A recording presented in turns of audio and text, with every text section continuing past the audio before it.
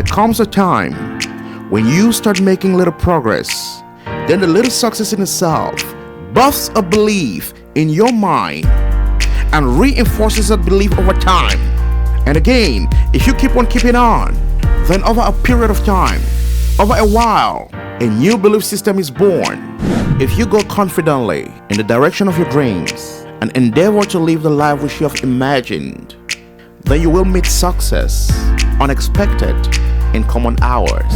I won the game in my mind, in my head as well. What had happened was that long time ago, I am in middle school and my older brother is off to college. And so summer vacation comes by and my brother also gets a semester break from college. So he comes home. And on coming home, he brings with him a pack of the board game Scrabble.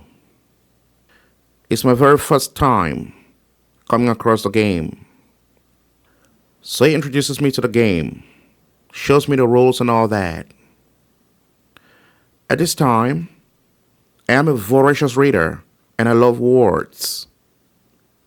And it turns out the Scrabble game is all about words. It's all about creating words from a pack of tiles. And so naturally, I am attracted to this game. It is love at first sight.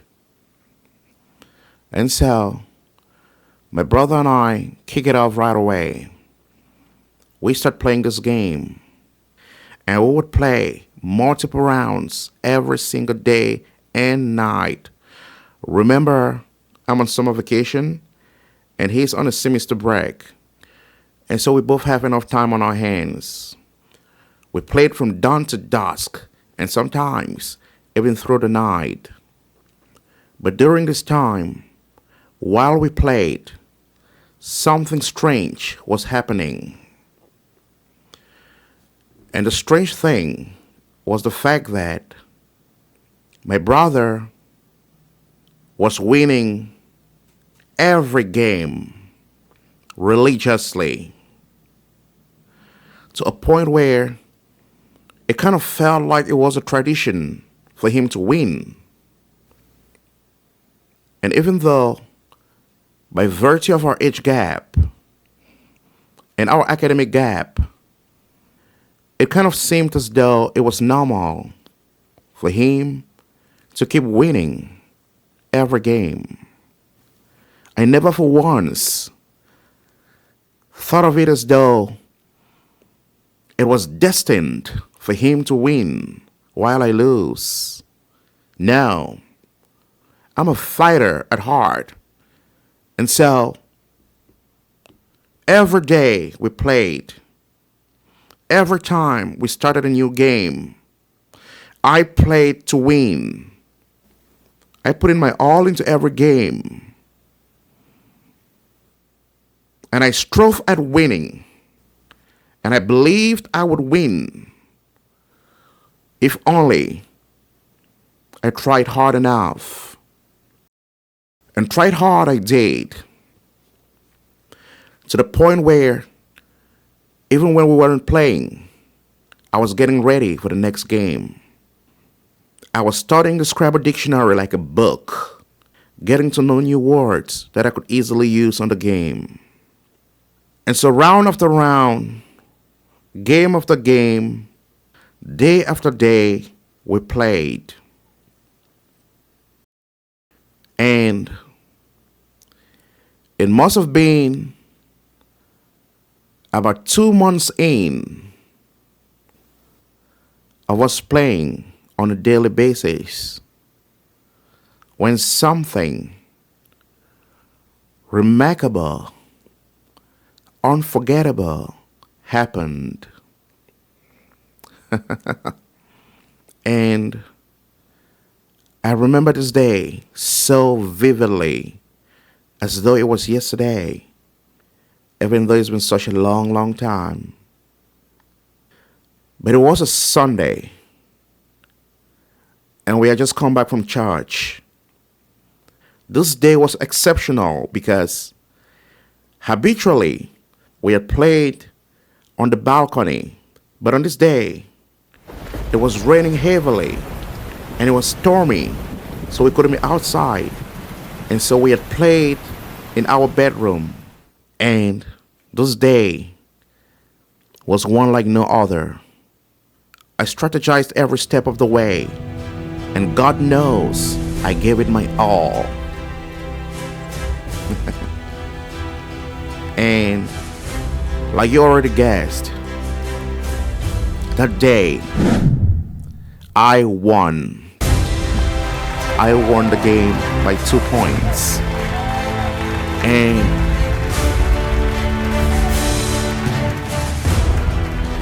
till this day, that is registered in my brain as one of the best days I ever celebrated an achievement.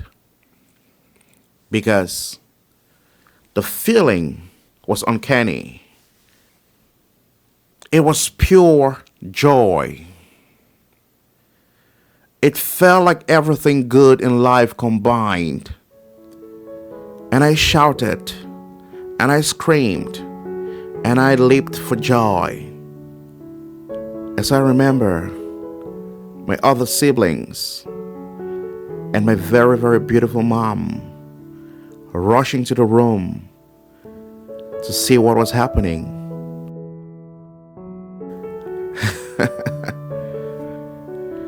Everyone ended up sharing in this episode of bliss I was experiencing. It became a happy family moment.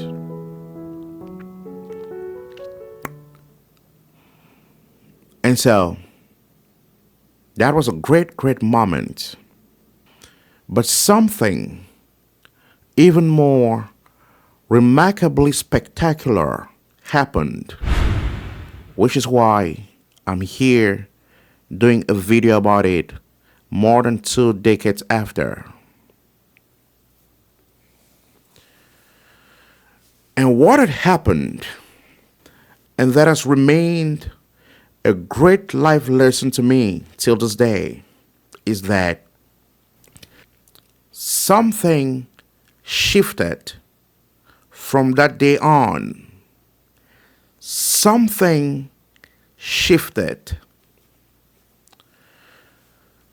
And what has shifted was the fact that from that day on, from that rainy, stormy Sunday onwards, it ceased to be a tradition that my brother would be on the winning end and I would be on the other. No. From this day on, it became a 50-50 chance of us winning. A 50-50 chance.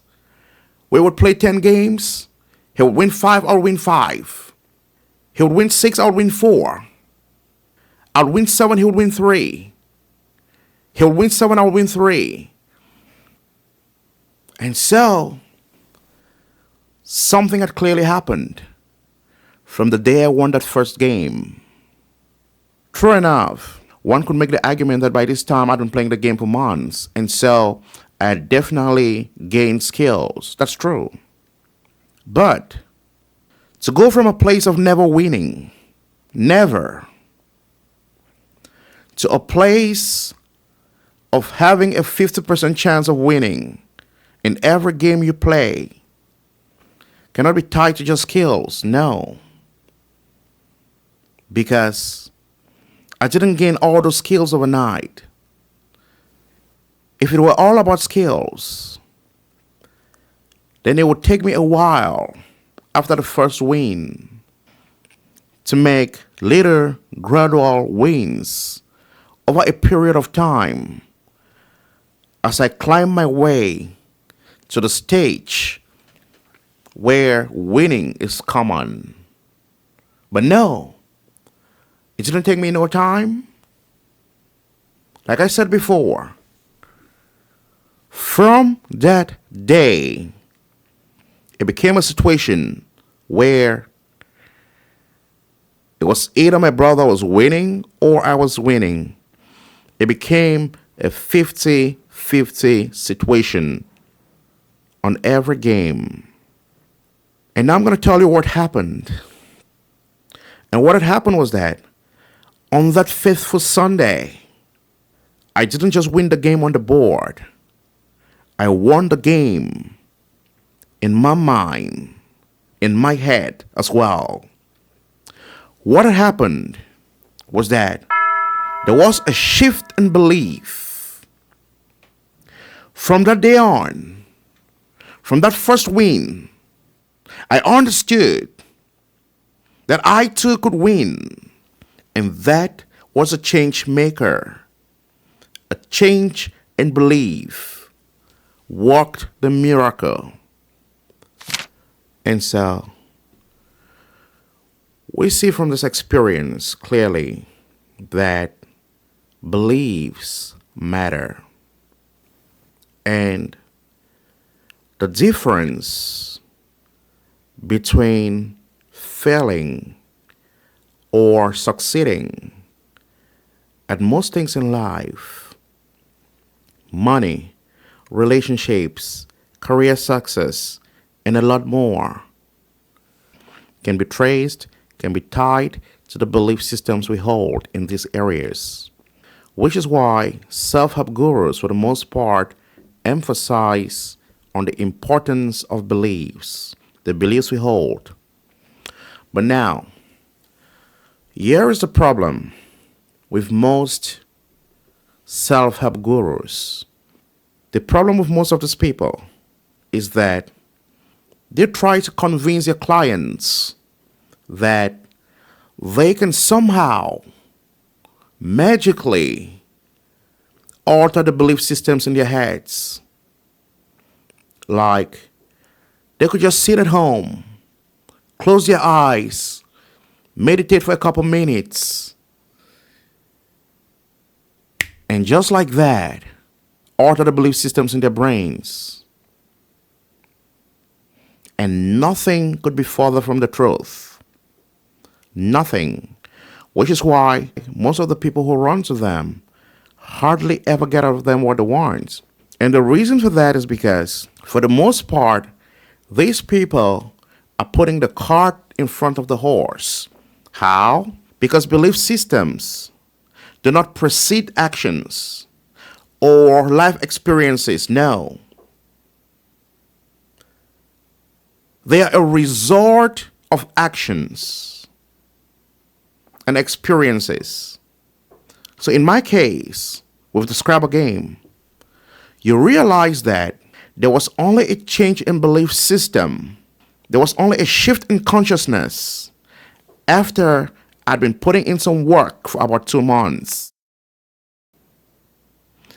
And when I had that first little win, it opened the door, it opened the floodgates to everything good.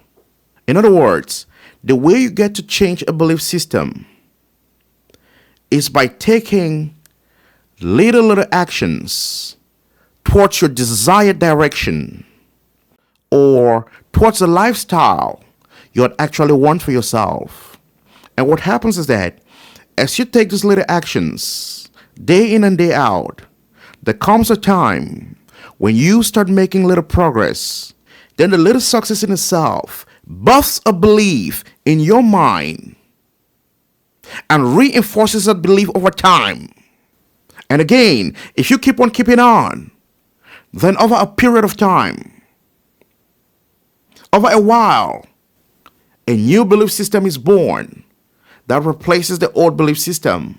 Easy put, your beliefs are only altered by the actions you take and by the new experiences you expose yourself to, not by meditation or some kind of prayer.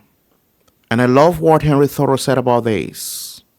He said, if you go confidently in the direction of your dreams and endeavor to live the life which you have imagined, then you will meet success unexpected in common hours.